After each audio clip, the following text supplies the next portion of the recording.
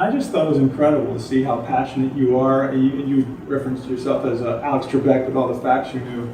But behind that's a lot of passion. So I appreciate that. I appreciate that you're in the position you're in. So just want to say thank you for that. I thought that was well. Thank you. And you know, the reality is the passion comes because, as we discussed earlier, 98% of our businesses in North Carolina are small businesses. Mm-hmm. We have a $500 billion economy, so small businesses make up a huge percentage of that. And my passion is that all big businesses were once small businesses. Right. And how great is it, how fulfilling, how rewarding is it to an entrepreneur to actually create something, make something grow, create jobs, and create fundamental economics for not only the state but all those people. It is more exhilarating than anything I can think of. It sounds like, and this confused me a little bit, that crowdfunding is now available? It's a law in North Carolina. The governor has not yet signed it. Like this happened last night. Last night, the General Assembly passed it. Okay. I thought we were going to have a bill signing today, and for whatever reason that got derailed. But as soon as the governor signs it, basically capital will be available from outside sources inside the state of North Carolina, interstate capital. Okay. From regular people. It's basically what I call poor man's venture capital. That a company of any type, of any stage, can raise money on the internet from friends and family, from colleagues, in small amounts, up to $5,000 per person, up to $2 million a year, to support their business. And so basically it's a poor man's public offering. That's a great thing. Breaking news at Wake Time. Look at this. Crowdfunding, and we call it PACES, providing access to capital for entrepreneurs and small businesses. Why couldn't, and this is what I don't understand, why couldn't I do crowdfunding in North Carolina 2 days ago? I thought I could do crowdfunding. Because it would be basically a federal securities requirement.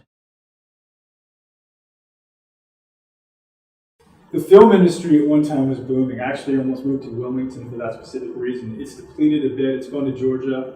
We know that. I believe it has to do with tax credits. You know way more than I do about this. How do we, the person who's going to work on this video and he's going to cut this, he's in the film industry and a lot of my friends are, so I have to ask this question. How do we get the film industry back here? Let me take a minute, if I may, to explain something. Absolutely. When I first got to Commerce a year and a half ago, my first goal was to understand the economics of the film industry and the credits and the grants that we get. I flew to California and I met with 4 major studios. And my question was, of all the data that I have and all the professional advice I've received and all the years of studying this by the experts, nobody can ever seem to make the economics match. In other words, if you take the input from the film industry for hotels and jobs and tourism and all of those components, Okay. and then you match it against the money we pay to get that, we're always underwater. And I said, this can't be. There's got to be too much robust capability here. So I flew to California and I met with 4 major studios. Okay. And basically what every one of them said is, you can't make it work. It is simply a decision the state has to make.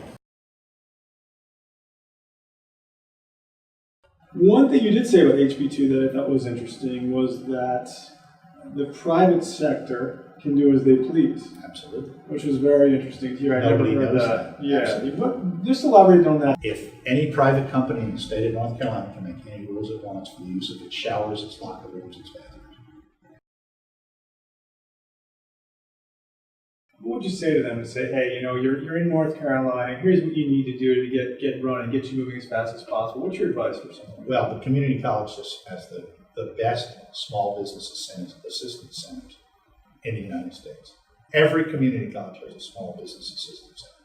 I would beat feet over there and talk to them about the myriad of support systems that they have available to them. All 58 community colleges have it. They are all excellent at what they do. And there's no silos, they help each other.